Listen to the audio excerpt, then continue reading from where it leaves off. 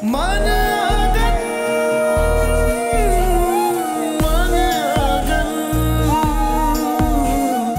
मेरा मसला हो, तुम्हें मालूम नहीं है तुम्हारा साथ मेरे लिए कितना इम्पोर्टेंट है। मुझे लग रहा है एक ही पल में मेरा सब कुछ लुट गया, मैं बादशाह से फकीर हो गया हूँ। क्या ऐसा पॉसिबल है कि मैं प्रॉपर्टी के सारे मामलात, सारे इश्यूज खुद हैंडल करूं? हाँ हाँ, क्यों नहीं।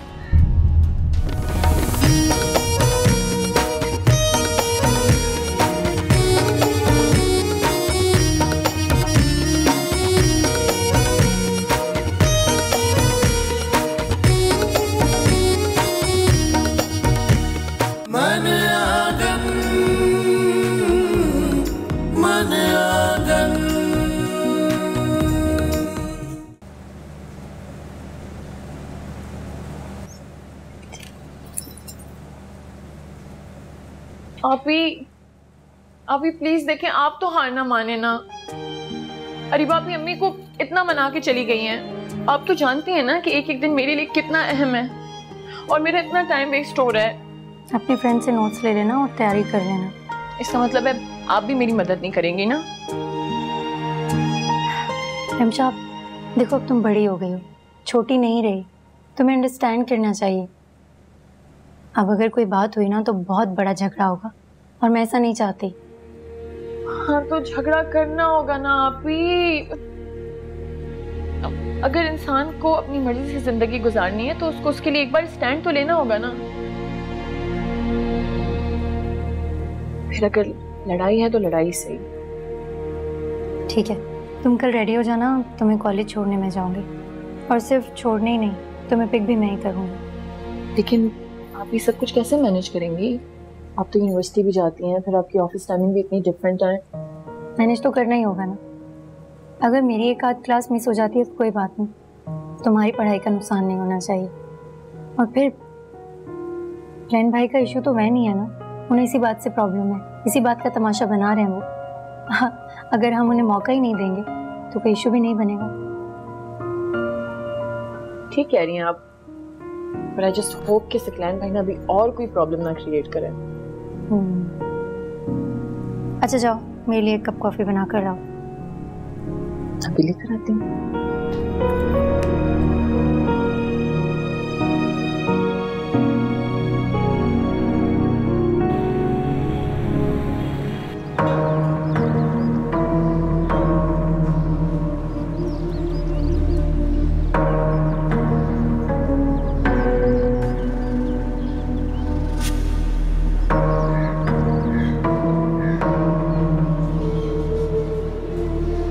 ठीक है, अगर खाला और मानूर इतना रिक्वेस्ट कर रहे हैं तो रमशा कॉलेज जा सकती है, लेकिन उसके बाद मेरी कोई जिम्मेदारी नहीं होगी। सारी जिम्मेदारी मानूर की होगी। खुदा ना खास्ता अगर आगे जाके कुछ भी होता है तो आप सब में से कोई भी मेरे सामने रोता बना है।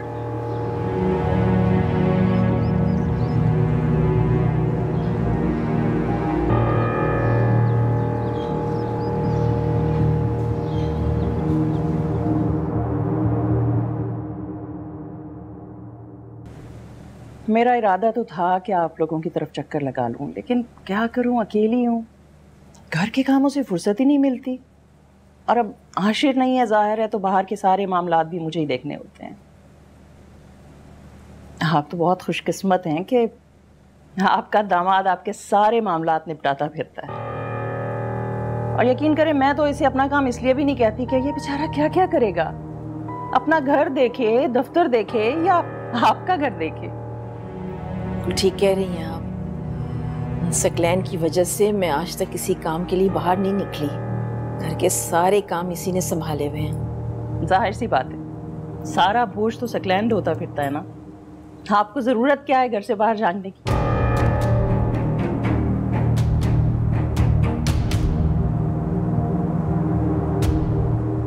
आंटी, चाहते तो हम भी यही हैं, सकलैन भाई को हमारा बोझ ना उठाना पड़े। मतलब हमारी तरफ से इन्हें कम से कम परेशानी हो। दरअसल इन्हें खुद ही शौक है दूसरों की प्रॉब्लम्स को सर पे सवार किए रखने का।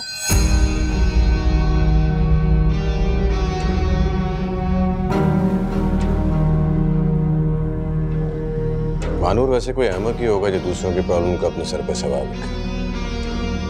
तो क्या है ना, जब इंसान की जिंदगी से रिश्ते जुड़े होते हैं तो उनका ख्याल भी रखना पड़ता है, वरना दुनिया वाले ये कहेंगे कि माँ जैसी सास और छोटी बहनों जैसी सालियां जो यतीम भी हैं उनका कोई ख्याल नहीं कर। ठीक है, लेकिन मेरा ख्याल है कि दुनिया की बातों को इतना दिल पर नहीं लेना चाहिए, वरना कल को तो हम अपनी मर्जी से सांस भी नहीं ले सकेंगे।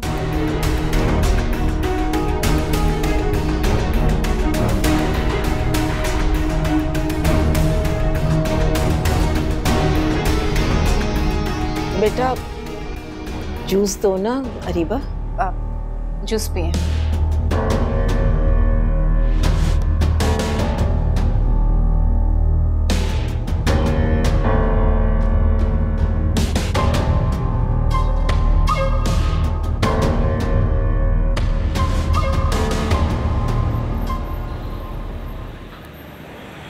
देखा तुमने मानूर ने पुप्पो के सामने किस बदतमीजी से मुझसे बात की। मुझे तो आज तक ये समझ में नहीं आया उसको मुझसे प्रॉब्लम क्या है। मुझे भी उसकी इस बात पे बड़ा इख्तलाफ है। खाला की मन्नत से माजिद पे मैं खामोश हो गया था, इसीलिए मैंने रमशा के कॉलेज जाने वाली बात खत्म कर दी। लेकिन अब अगर मानूर ये चाहती है कि वो सबके बीच में बैठ के मेरी बेइज्जती करे तो आई एम सॉरी। मुझे तो अब ये लगना शुरू हो गया कि वो तुम सब बहनों की प्रॉपर्टी का होल्ड अपने हाथ में चाहती है। आप उसकी बातों पे ध्यान मत दें। अम्मी के होते हुए उसकी किसी बात की कोई अहमियत है ही नहीं। अहमियत हो भी तो भी मैं इसकी ख्वाहिश पूरी नहीं होने दूंगा। उसकी मेंटल कैपेसिटी को मैं अच्छे तरीके से जानता हूँ, वो ये सब मामला हैंडल नहीं कर सकती है। चंद ही महीनों की बात है, आप बर्दाश्त कर लें, फिर उसकी शादी हो जाएगी, अपनी घरदारी में बिजी हो जाएगी तो आपके मामलात में मुदाखलत नहीं करेगी वो। देखते हैं।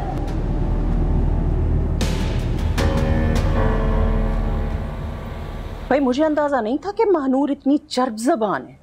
वो तो किसी का लिहाज ही नहीं करती, जो दिल में आता है बोल देती है। क्यों, आपसे कुछ कहा है क्या उसने? मुझसे तो खैर वो क्या कहेगी, मगर सकलैन के साथ बहुत अड़फस कर रही थी।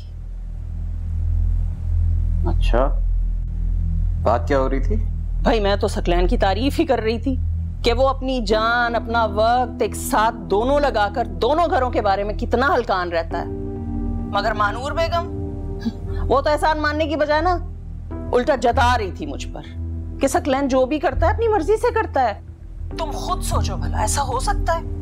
वो क्यों इन माँ बेटियों के मसाइल का बोझ लादे फिरेगा?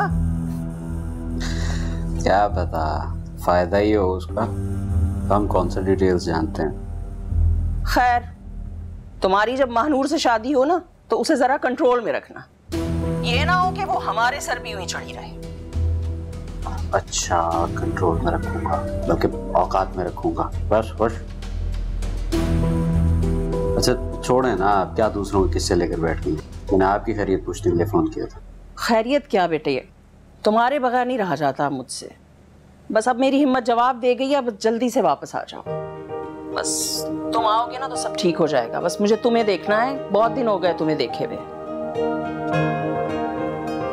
अल्लाह हाफिज, फिर बात करूंगी तुमसे।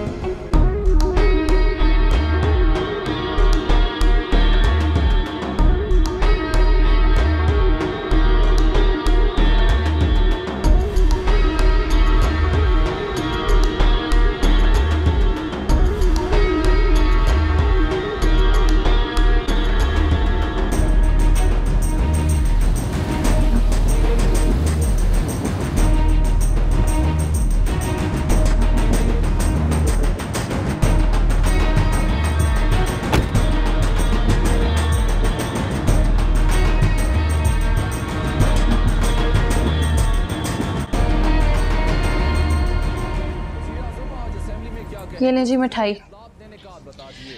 वैसे सकलैन भाई के भी मजे हैं, हर साल नई गाड़ी ले लेते हैं और हमें बस सिर्फ मिठाई खानी पड़ती है। हम तो बस मिठाई खा के खुश हो जाते हैं और हमें देखे हमें पास तो एक बाइसाइकिल तक नहीं है, रोज कैब के और रिक्शों के धक्के खाने पड़ते हैं। ऐसे क्या करना है गाड़ी रख के, चलाएगा कौन? और वैसे भी हाथी पालने की क्या जरूरत है, गेट के बाहर खड़ी खड़ी जंग लग जाएगा उसे। अरे मैं चलाऊंगी, ये आपकी बड़ी बेटी महानूर आपी चलाएंगी ना, हम लोग चलाएंगे। कोई जरूरत नहीं गाड़ी चलाने की, बहुत से मसले मसाइल होते हैं। क्या मैं अब एक और जिम्मेदारी भी सकलैन पे डाल दूं? हाँ वो ये जिम्मेदारी लेकिन शौक से उठा लेंगे, क्योंकि उन्हें बहुत शौक है हमारी जिम्मेदारियां उठाने का, और बाद में फिर उनके रिश्तेदार हमें ताना देंगे कि देखो इन्होंने हम पर एहसान जताया। माही, उसके रिश्तेदार तुम्हारे भी कुछ लगते हैं बेटा, और जिस तरह तुम अपनी सास के सामने बातें कर रही थी ना, वो बिल्कुल ठीक नहीं लग रहा था। उनके चेहरे से साफ लग रहा था कि तुम्हारा बोलना उन्हें अच्छा नहीं लग रहा।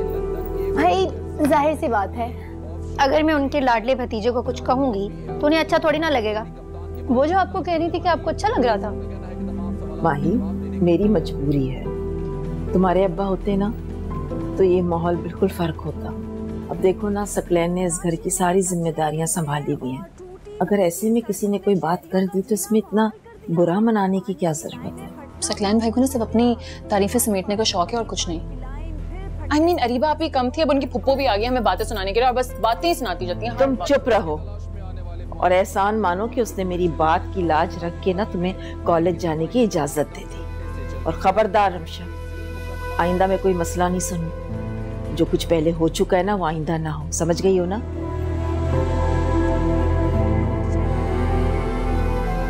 सकलैन बेटा, मैंने तुम्हें और अरीबा को इसलिए बुलाया है कि माही की शादी में 2-2.5 महीने रह गए, और 2-2.5 महीने तो पलक झपकते ही गुजर जाएंगे, पता भी नहीं चलेगा।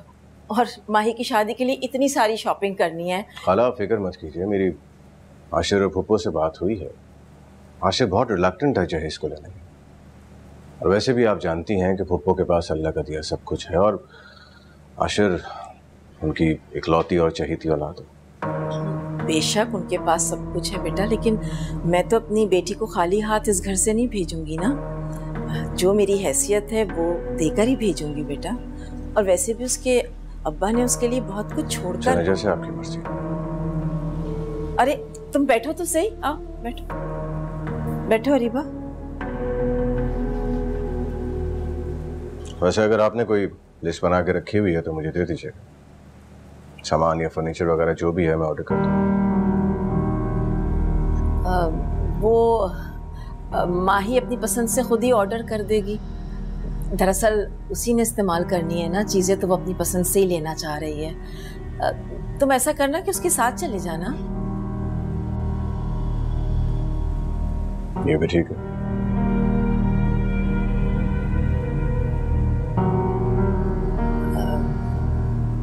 वो सकलैन बेटा, मैं चाहती हूँ कि माही के हिस्से की जो 2 दुकानें हैं उसके नाम करवा दो।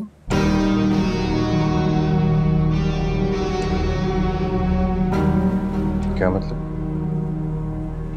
दुकानें मानूर के नाम करने की क्या जरूरत है?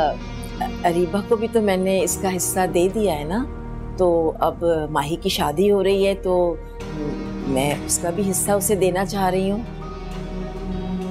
वो तो ठीक है, मगर इसके बाद आपका गुजर बसर कैसे हो? मेरा गुजर बसर बेटा, वो 2 दुकानें और भी हैं और एक मकान का किराया भी आता है, तो मेरा और रमशा का तो गुजारा आसानी से हो जाएगा। वैसे भी विरासत जो होती है ना, वो सर का बोझ ही होती है। अल्लाह ने मुझे मोहलत दी है तो मैं चाहती हूँ कि जल्द से जल्द इस फर्ज से सबकदोश हो जाऊँ। तो तुम ऐसा करो कि वो माही का हक, मानूर का हक उसको हिस्से से ज्यादा मिल चुका है।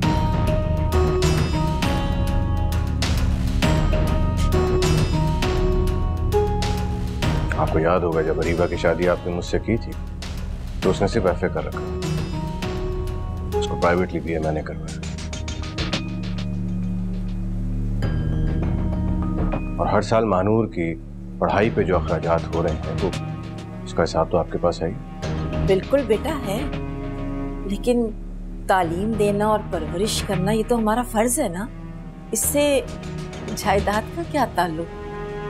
अम्मी जब सकलैन कह रहे हैं कि महानूर के नाम हम दुकान बाद में कर देंगे, तो इसमें हर्जी क्या है? उसका हिस्सा कहीं भागा तो नहीं जा रहा, जाहिर है उसकी चीज है, उसे मिल जाएगी। आपने आज फिर बुलाकर वही बहस शुरू कर दी। अभी तो हमें उसकी शादी की तैयारियां करनी चाहिए। पता नहीं वो क्या क्या पसंद करेगी, क्या खर्चात आएंगे। जाहिर है उस बात का ख्याल भी तो इन्होंने ही रखना है। वैसे ठीक है रिबा, अगर खाला ऐसा चाहती हैं तो मैं वकील से बात करके कागजात बनवा लेता हूँ। सारी प्रॉपर्टी की वैल्यूएशन के बाद ही आप मानूर को हिस्सा देंगे। नहीं, ये सब चीजें बाद में देख लेंगे ना, अभी शादी की तैयारियां करते हैं। ऐसा थोड़ी कि अगला इंसान रिपोर्ट है, यूं बात मुंह से निकली और यूं पूरी हो जाए। सब हो जाएगा बाद में। मुझे तो लगा पता नहीं आपने इतना अर्जेंट हमें क्यों बुलाया है। ये बात ही तो फोन पे भी कर सकती थी आप।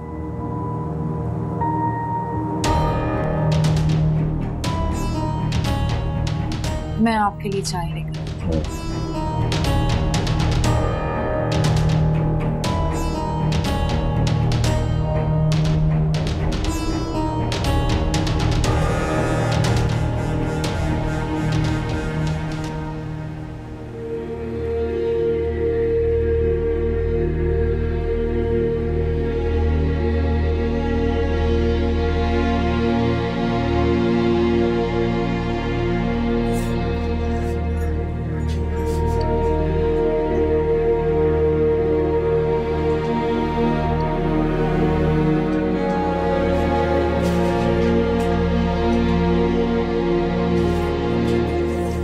ये देखो,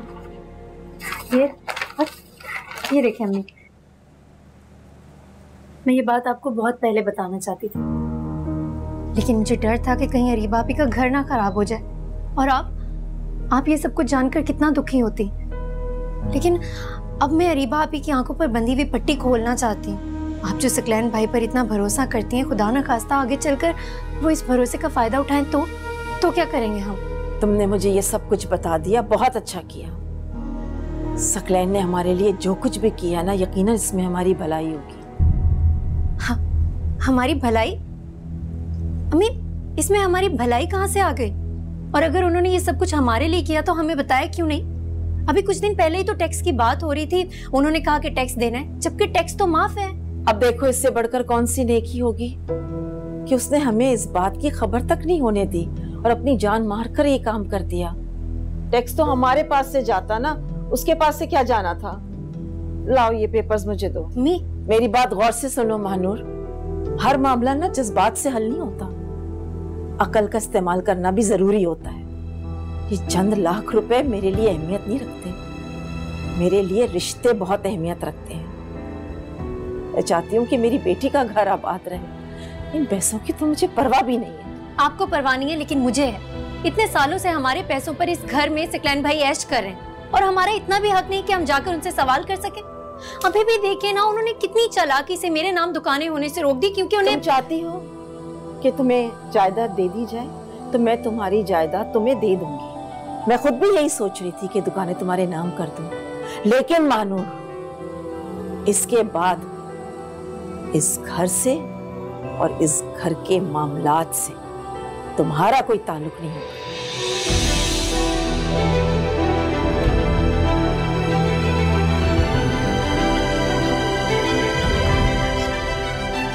नहीं, आप मुझे गलत समझ रही हैं। अगर मैं कुछ खोने से बचाना चाहती हूँ तो आपके लिए, रमशा के लिए। मेरे लिए इस घर से कुछ नहीं चाहिए। मुझे तो जहेज भी नहीं चाहिए। आपने पहले ही मेरे लिए बहुत किया है, मुझे पढ़ाया लिखाया। मैं जो जॉब करना चाहती थी, मुझे उसकी इजाजत थी। मैं जिस रास्ते पर चलना चाहती थी, आपने हमेशा मेरा साथ दिया। इससे बढ़कर मुझे और कुछ नहीं चाहिए आपसे, कुछ भी नहीं।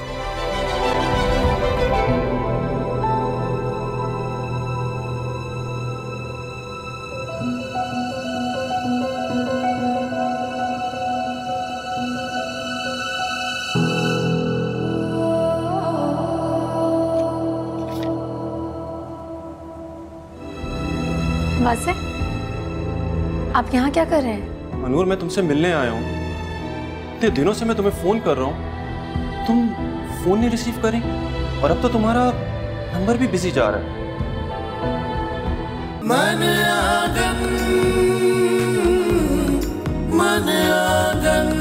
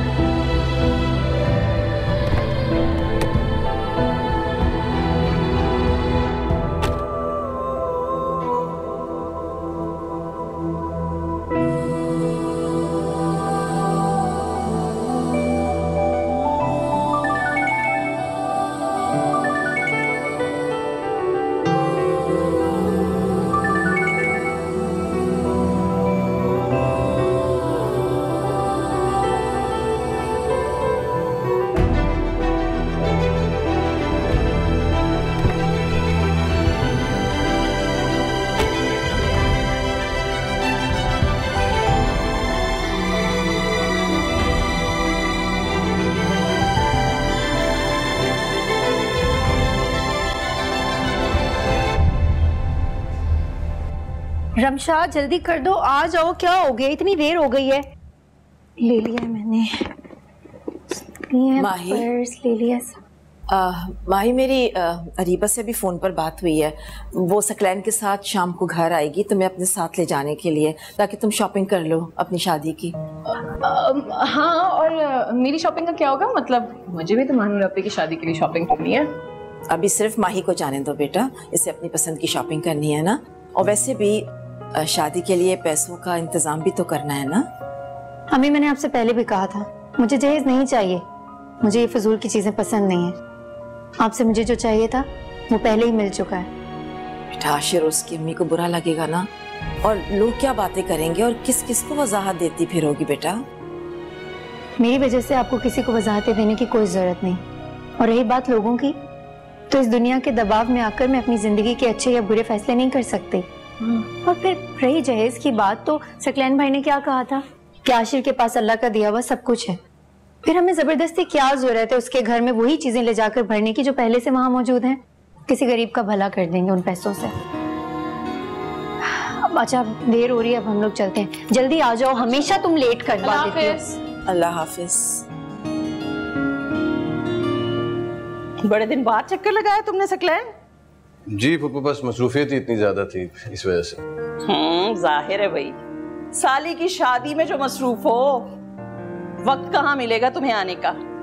वैसे एक बात बताओ, आजकल चल क्या रहा है तुम्हारे ससुराल में? कुछ खास नहीं, मानूर अपने एग्जाम्स में बिजी है, और खाला, अरीबा और छोटी थोड़ी बहुत शॉपिंग कर लेते हैं बस। तो क्या तुम्हारे ससुराल वाले मानूर का जहेज इकट्ठा नहीं कर रहे? नहीं, मानूर ने जहेज लेने से इनकार कर दिया है ना। उसको ये सब चीजें बिल्कुल पसंद नहीं है। आप तो जानती हैं वो सब काम अपनी मर्जी से करती है, अपनी मर्जी के बगैर कुछ नहीं होने देती। चलो अच्छा ही किया जो मना कर दिया। मैं भी तो यही सोच रही थी, हमारा तो ऑलरेडी घर इतना भरा हुआ है, सामान लेकर आएगी तो हम रखेंगे कहाँ। और आशिक को भी तो तुम जानते हो ना, वो ऐसा लड़का ही नहीं है कि बीवी के लाए हुए बिस्तर पे सुकून की नींद सो सके। तुम ऐसा करना, अपनी सास से कहना कि सामान के चक्करों में ना पड़े, वो कैश दे दें। और वैसे भी वो सारा कैश उनकी बेटी के ही काम आएगा। जी, मैं आपका पैगाम खाला तक पहुंचा दूंगा। और भी अगर कोई डिमांड हो तो बता दीजिए, वो भी पहुंचा देता हूँ। डिमांड थोड़ी कर रही हूँ मैं, ये तो एक मशवरा दे रही हूँ, और मसले का हल भी अच्छा है। वैसे मैं जानना चाह रही थी कि मानूर का हिस्सा वो शादी से पहले देंगे या बाद में? कौन सा हिस्सा? अरे वही हिस्सा जो अरीबा को दिया था उन्होंने। अब मुझसे तो कुछ छुपा हुआ नहीं है सकलैन, मैं जानती हूँ अच्छी तरह कि तुम अपने ससुराल वालों से 2 दुकानें ले चुके हो ना, थी कि नहीं? फूफो वो दुकानें मैंने मांगी नहीं थी, खाला ने खुद अरीबा के नाम लगवाई थी। मैंने उनसे ऐसा कुछ नहीं कहा था। अरे भाई जो भी सोच कर की थी, अब काम बहुत ही अकलमंदी वाला किया था उन्होंने, इसलिए कि माँ बाप के गुजरने के बाद ना 100 झगड़े खड़े हो जाते हैं बहन भाइयों में। अच्छा है जिसका जो हिस्सा हो जिंदगी में ही दे दें वो। और एक और चीज भी थी मेरे जहन में, महानूर का हिस्सा अरीबा के बराबर तो होगा ना, मतलब 2 दुकानों के बराबर। दरअसल वो अब आशिर आएगा इतने अरसे बाद, तो कुछ वक्त तो लगेगा उसे यहाँ सेट होने में। और तुम जानते तो हो कि नौकरी से बेहतर तो कारोबार ही होता है। 2 दुकानें मिल जाएंगी तो वो बहुत अच्छा काम शुरू कर सकता है उनमें। फिर वही बात कि सारा फायदा तो महानूर को ही मिलेगा ना। सोचो तुम इस बारे में। अच्छा सुनो, मैं तो तुम्हारे लिए कुछ लेकर ही नहीं आई खाने के लिए, तुम बैठो, मैं भी खाने के लिए लेकर आती हूँ।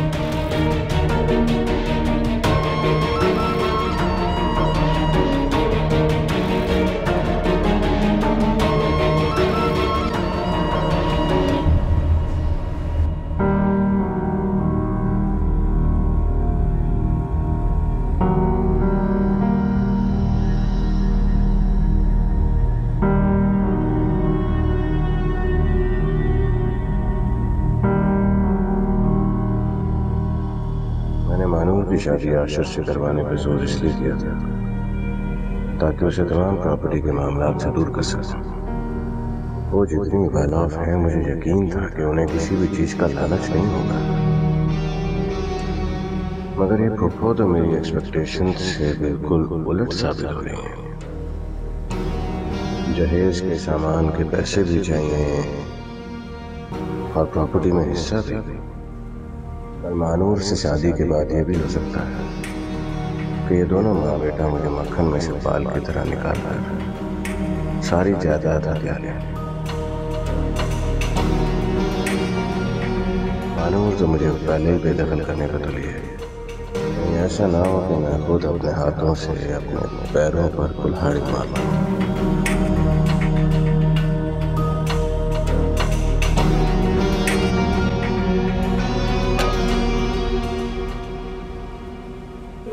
अस्सलामुअलैकुम, मेरा नाम वासे है। मैं महानूर बीवी से मिलने आया हूँ। मैं उनके ऑफिस में काम करता हूँ। वो हैं घर पे? जी जी वो है, आप आए। Thank you. ओह इतने ज्यादा कपड़े दिखाई। मीले क्या लेकर आई हैं आप? मीले कुछ लेकर आई हैं आप वैसे या नहीं? थोड़ा हौसला रखो, तुम्हारे लिए भी सब आ जाएगा। पहले हम महानूर की तैयारी करेंगे, फिर तुम्हारे लिए कुछ देखेंगे। और वैसे भी तुम्हें तो हर वक्त अपनी पड़ी रहती है, ये ले आओ वो ले आओ वो ले आओ।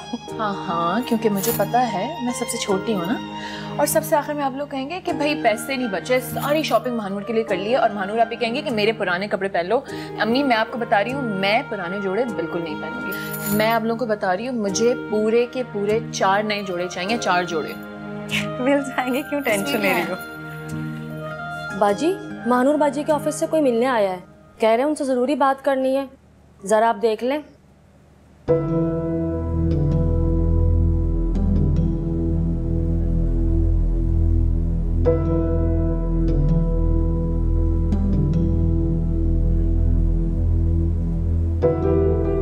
अस्सलामुअलैकुम आंटी। वालेकुम अस्सलाम। आप कौन हो बेटा? महानूर से क्या जरूरी बात करनी है आपने? महानूर तो ऑफिस छोड़ चुकी है। आंटी मैं वासे।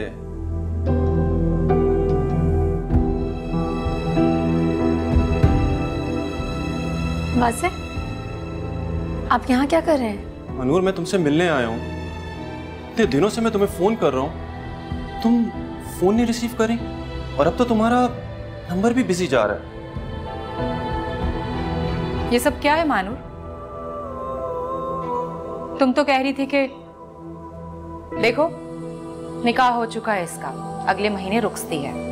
अब तुम्हारा इससे बात करना मिलना इन सब बातों का कोई जवाब नहीं बनता। बेहतर यही है अब भी फौरन 1 सेकंड से पहले यहाँ से चले जाओ। चलो निकलो। अरे बापी, मैं बात करती हूँ ना। लेकिन माही प्लीज, मैं वादा करती हूँ ये सब दोबारा नहीं होगा। प्लीज एक बार मुझे बात कर लेने दें।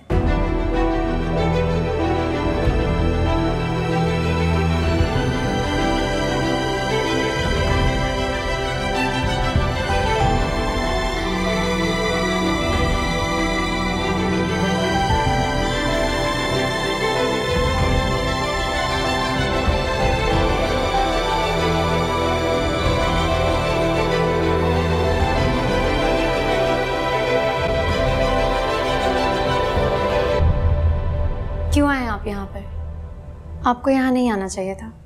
आपने देखा ना, आपकी वजह से मेरी अम्मी, मेरी बहनें कितनी परेशान हो गई हैं। अभी सकलैन को फोन कर। अरे रुक जाओ, महानूर बात कर रही है ना। क्या बात कर रही है अम्मी? वो इस लड़के को लग रहा है कि घर में अकेली खवातीन है, डरा धमकाकर मैं अपनी मनमानी कर लूंगा। इसकी गलतफहमी तो मैं भी दूर करती हूँ। सकलैन आएंगे ना, दिमाग दुरुस्त कर देंगे इसका। क्या हो गया आपको?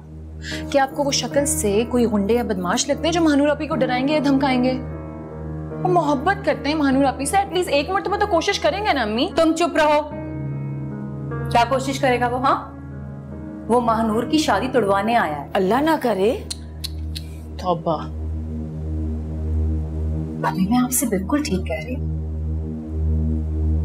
महानूर का निकाह हुआ है आशिर से, मंगनी नहीं हुई।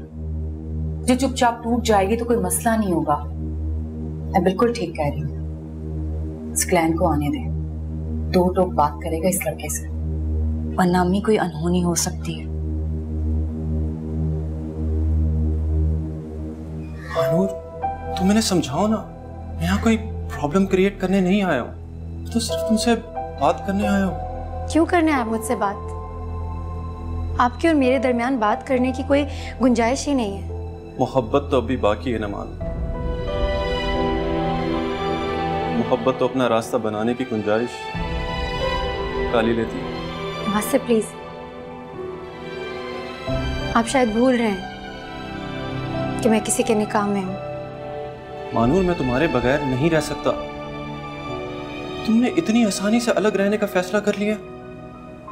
मैं तो अब भी वहीं खड़ा हूं जहां तुमने मुझे छोड़ा था, एग्जैक्ट उसी मकाम पर। इतने महीने गुजर गए, आज तक वहीं खड़ा हूं, सिर्फ इस इंतजार में कि तुम अब मेरी तरफ पलट के देखोगी और अब तुम मेरे पास आओगी। फिर ये आपकी भूल है। ना मैं आपकी तरफ कभी पलट कर देखूंगी और ना ही कभी आपकी तरफ लौट कर आऊंगी। मैं अपनी जिंदगी में आगे बढ़ चुकी हूँ और मैं ये चाहती हूँ कि आप भी अपनी जिंदगी में आगे बढ़ जाएं। सोचा तो मैंने भी यही था कि आगे बढ़ जाऊं। एडमिशन भी ले लिया था, मगर तुम्हारे बगैर जा नहीं पाया। तुम्हारी मोहब्बत ने मेरे वजूद को एक ऑक्टोपस की तरह जकड़ रखा है। मानूर के इन बातों से अब क्या फायदा? काश इन बातों के बजाय उस वक्त आपने एक डिसीजन ले लिया होता। अरे ले तो लिया था मैंने डिसीजन तुमसे शादी का। मानूर, ट्रस्ट मी, मेरे लिए मेरे पेरेंट्स की इजाजत अहमियत नहीं रखती। तुम मेरा एक दफा यकीन करके तो देखो। यही तो मसला है, यकीन है मुझे आप पर, लेकिन मैं आपकी बात नहीं मान सकती, क्योंकि मेरे लिए मेरी अम्मी, मेरी बहनें, मेरी कुल कायनात हैं। आप जानते हैं, अम्मी ने मुझे शादी से रोका नहीं था। मेरी अम्मी ने कभी भी मुझे आपसे शादी करने से रोका नहीं था। उनकी आंखों में एक इल्तिजा थी। उनके वो अल्फाज आज भी मेरे कानों में गूंजते हैं कि मानूर, कोई भी फैसला करने से पहले एक बार अपनी बहनों के बारे में सोचना। ऐसा कोई कदम मत उठाना कि तुम्हारी बहनें दुनिया का सामना ना कर सकें। और आपको लगता है कि आज इन हालात में मैं अपनी अम्मी का सर झुकाऊंगी, दुनिया वालों को उन पर उंगली उठाने का मौका दूंगी? ऐसा कभी नहीं होगा। आप प्लीज चले जाएं यहाँ से और दोबारा पलटकर मेरी जिंदगी में मत आइएगा। कभी गलती से अगर हमारा आमना सामना हो भी जाए तो मुझसे ऐसे मिलिएगा जैसे किसी अजनबी से मिलते हैं।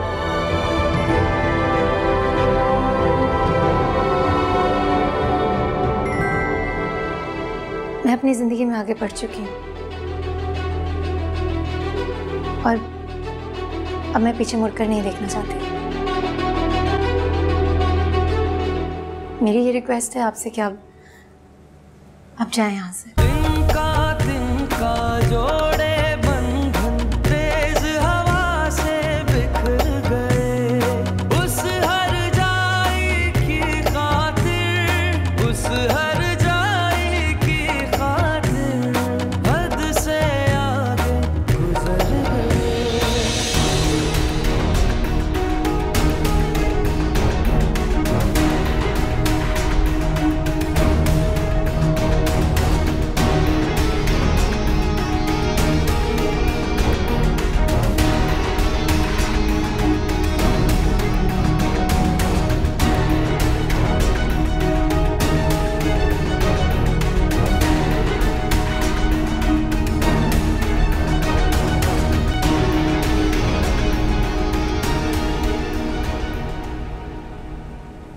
वासिफ दोबारा कभी नहीं आएगा यहाँ, ना ही मेरी लाइफ में इंटरफेयर करेगा। इस बात का वादा मैं करती हूँ।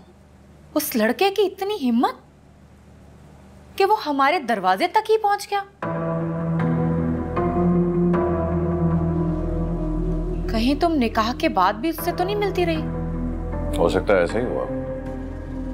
वैसे भी मानूर के निकाह को काफी महीने हो चुके हैं। उसके बावजूद अगर आज वो लड़का दंदनाता हुआ घर आ गया, इसका मतलब तो सिर्फ इतना ही है कि अब तक मानूर ने ही उसे आसरा दे रखा। मैंने किसी को कोई आसरा नहीं दिया अम्मी। मैं पहले भी आपको सच सच बता चुकी हूँ। मैं वो जॉब छोड़ने के लिए गई थी, लेकिन वास से पहले ही वो जॉब छोड़कर जा चुका था। मेरा उससे कोई लेना देना नहीं है। उसके बाद वो काफी दिनों से मुझे कॉल कर रहा था, मैंने कॉल पिक नहीं की, बस इसीलिए शायद वो घर आ गया। हाँ तो तुम उसकी कॉल रिसीव कर लेती ना, तुम्हारी बात हो जाती तो वो आज हमारे दरवाजे तक तो ना आता। क्यों करती मैं उनसे बात? जब मेरा उस शख्स से कोई लेना देना नहीं, कोई ताल्लुक नहीं, तो मैं करती ही क्यों उनसे बात? आप सब लोगों को इस बात का यकीन आ जाना चाहिए कि मेरे और वासिक के दरमियान अब कुछ नहीं है। मुझे तो ये सोचकर ही खौफ आ रहा है, अल्लाह ना करे कल को अगर इस किस्से की भिनक फुप्पो और आशिर भाई को पड़ गई तो पता नहीं क्या होगा।